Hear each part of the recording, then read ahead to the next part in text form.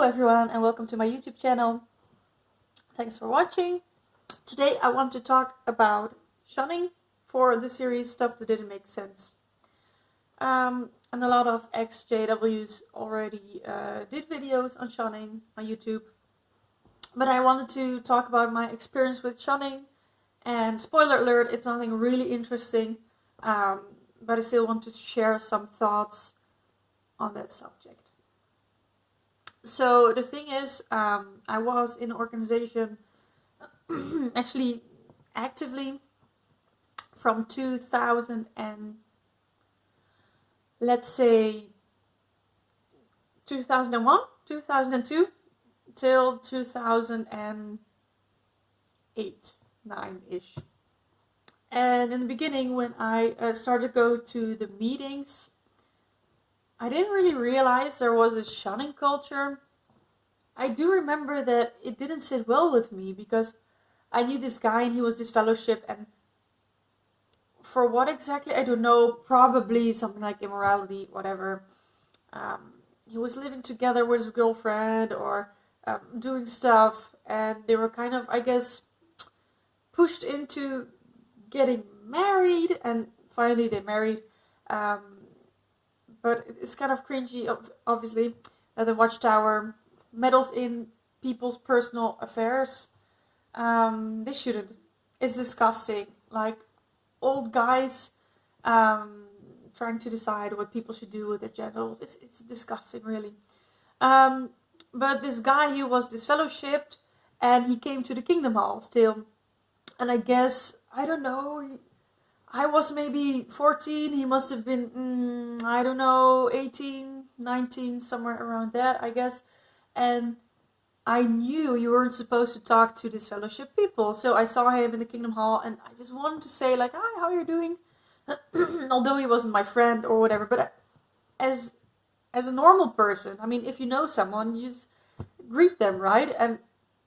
But I didn't, and afterwards it felt kind of strange because I was like, yeah, well, I don't have a problem with this guy. He didn't do anything to me, something bad or whatever. I don't have anything to do with his personal issues, problems, how he lives his life. I don't care. I really don't care. So that was kind of strange. And I always cringed really hard when people were talking about other Jehovah's Witnesses who were disfellowshipped. Right, when something came up in a conversation about someone who was disfellowshipped, and there was this, I don't know, people didn't say it, but in the way they talked about this person, it was very obvious that, yeah, that's not an important person anymore. You shouldn't have those people in your lives. I'm still in contact with some Jehovah's Witnesses from my youth, actually. There are a couple of families that I visit when I visit my mom. Because they all know me, and I was never baptized, and I didn't even become an unbaptized publisher though. But generally I was kind of maybe loved, as you can say, by these people. I guess they had a soft spot in their heart for me. And for example, in other videos I talked about this friend that I had during my teenage years as Jehovah's Witness. And his family always really liked me, actually. And his mom, she's always happy to see me. And last time I also visited his grandparents. They're always happy to see me. And they're like, yeah, you're welcome here anytime. But I was there, and I don't know, we got to talk about some people, I don't know, from the congregation or from some other congregation. I don't know. It was kind of a light conversation. Hey, get out of here. And his grandma said, like, yeah, but she or he's not in the truth anymore. Like, people just say that kind of stuff, and it's kind of cringy because they dehumanize other people in that way. And I also have this other, well, kind of friend, acquaintance, that I visit, and his parents as well. They always are happy to see me as well. So, in that way, I really didn't have to deal with shunning, and people actually overall know that I didn't become a Jehovah's Witness, or that I'm not now. Maybe they think or they feel like I'm gonna die when Armageddon hits, you know. because they're brainwashed and it's not their fault really. But they don't treat me that way. They don't try to convert me. Jehovah's Witnesses are supposed to be very loving and kind, and like all Christians, they should love their neighbors. But when it comes to this fellowship, Jehovah's Witnesses, I don't know, it's kind of normal for them to look down on people like that. And love is unconditional, right? I mean, to me it is. And if it's not unconditional, then it's not love, is it? So I never really understood the necessity and the, how you call it, why it was needed to shun people. You don't win anyone by shunning them. And in the Watchtower, they always say it's a loving arrangement. It makes people want to come back. Because they want to talk to their family again. That's why they come back, and not for the religion, or because they think it's the truth, or whatever. And it's kind of keeping people hostage, really, because it's not a natural thing to break up families. I mean, people need their families. I went with my mom to the meetings, and my half-sister went along sometimes she didn't. And when I moved away from the house to go study in another city, I guess I went to the meeting once, maybe only for the memorial, but then I stopped going, and I actually didn't miss it at all. And then I only went to the memorial when I visited my mom once a year. Well, I went to the memorial once a year. I visited my mom more often. And I guess the last time I went to the Kingdom Hall was in 2016, as in for the memorial. And some time ago I visited the Kingdom Hall, but it was only for for a wedding talk, because my uncle got married.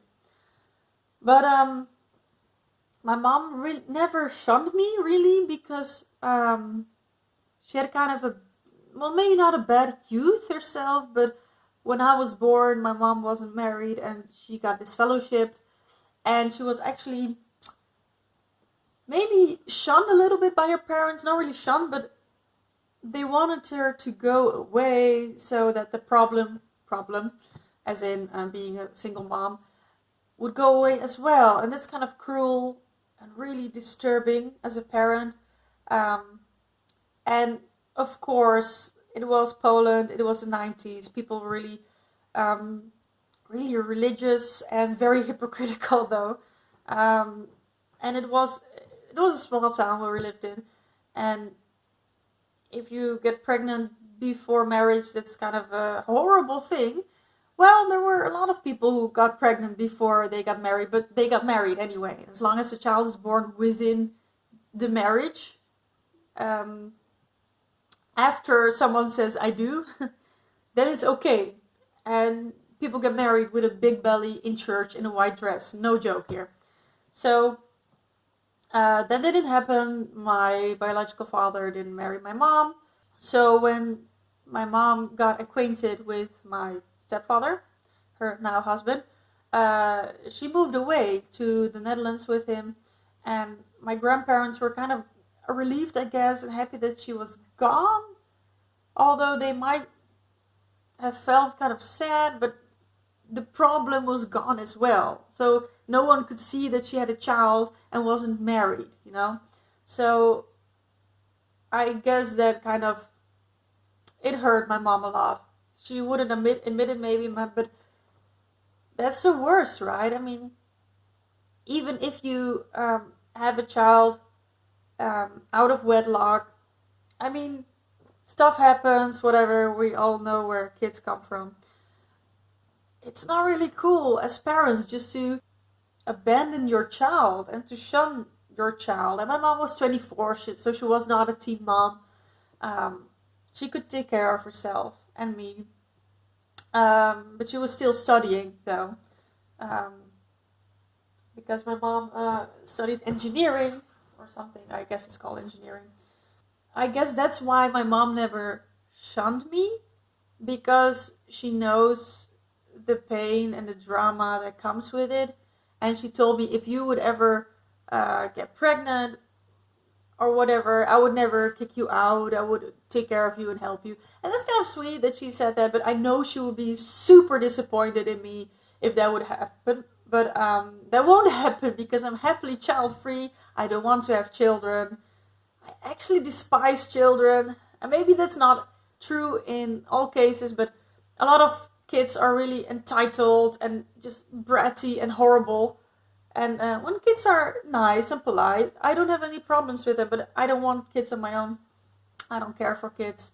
I don't know how that would enrich my life. I don't have these motherly feelings, and I really don't feel the need for children. And I love animals. I have a cat, and I'm satisfied with that. Yeah, I guess she's kind of disappointed in me that I didn't choose the religion, and her other daughter also didn't choose to be Jehovah's Witness. But she never pushed me into becoming a Jehovah's Witness. And when I still lived at home, I had to go with her to the meetings. And she was kind of strict about the clothes I was wearing. Because, I don't know, I always was kind of rebellious. And I couldn't rebel to the full extent like I wanted to. So I'm compensating now with piercings and that kind of stuff. But I always like to dress kind of... not provocatively, but more like I always like to make a statement. So I had these stockings with these fishnet stockings and stockings with really crazy patterns. And my mom never allowed me to go to the meeting with these fishnet stockings because she said you look like a prostitute that way. And I was like, why are people so obsessed with what other people are wearing during the meeting? I mean, it's not like it's the catwalk in Paris or Milan or whatever, right? So people don't go to the Kingdom Hall to judge other people. Spoiler alert, they do. So why should it matter? I just want to feel nice and fashionable and cool. And looking back, well, some of my fashion choices were the worst. But those were the 2000s for you, right? So that was a thing where she was strict, and when it came to boys and that kind of stuff, she was kind of strict sometimes, not always, because she always, I guess, had the fear that the same thing that happened to her would happen to me, which it didn't. And yeah, so I didn't experience any shunning from my mom and my grandma. And 2 of my uncles are still Jehovah's Witnesses, and I also never experienced any shunning from them. But they are not that kind of fanatics, really, because my uncles, I don't know, they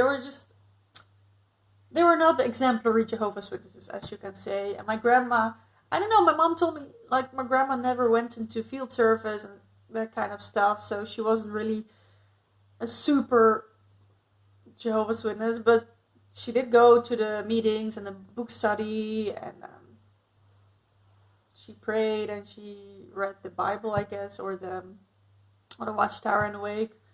So from my family, I never actually experienced any shunning. I never actually experienced shunning from anybody, because maybe the fact that I was never baptized, maybe that was my get out of jail free card.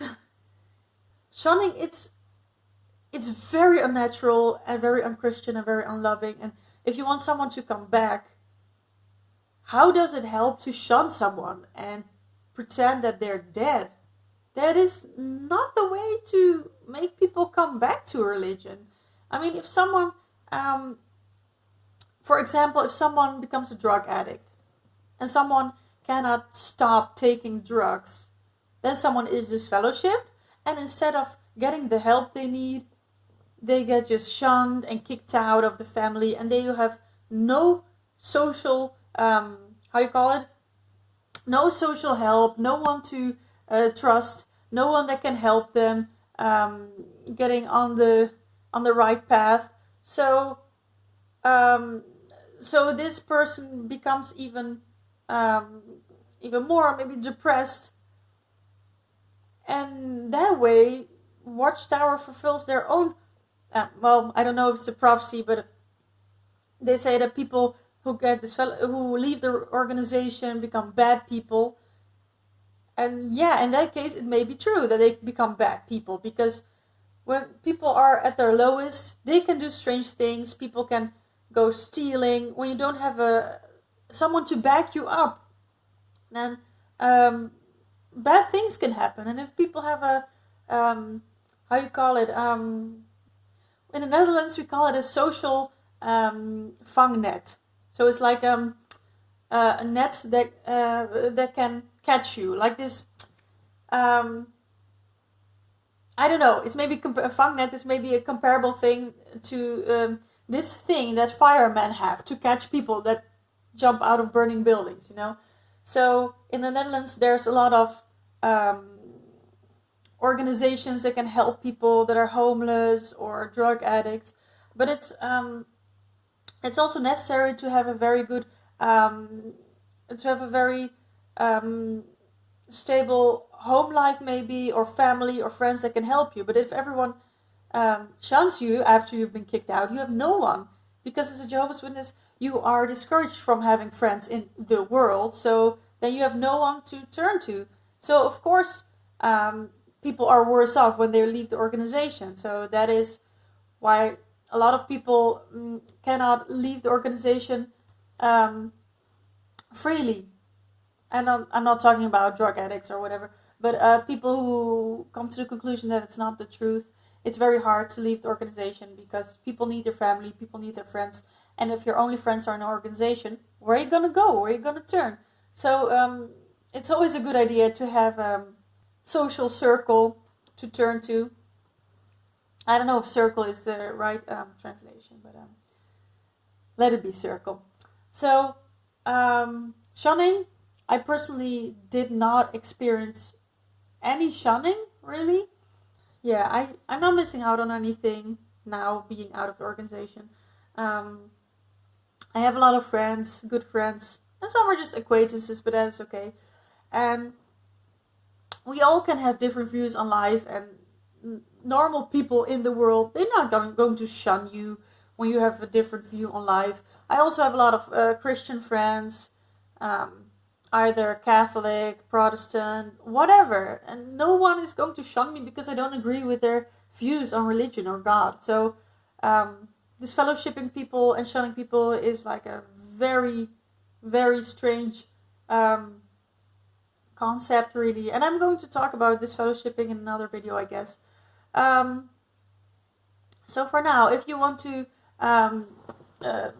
talk about this or share your own experience, leave it in the comments. And you can also email me if you just want to rant or whatever, to ditchtheperfect@gmail.com.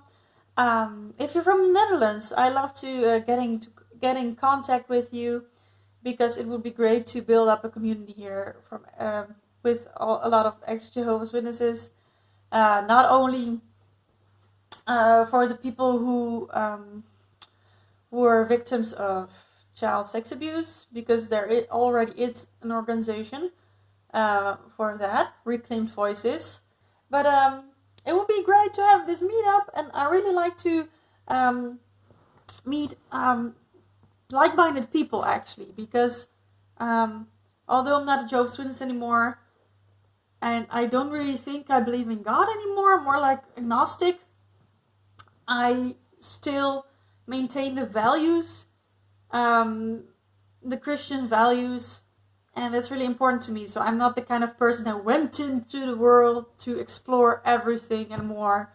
So yeah, but I'm really open for discussion and that kind of stuff. And if you want to share your experiences of shunning in the comments, please be my guest.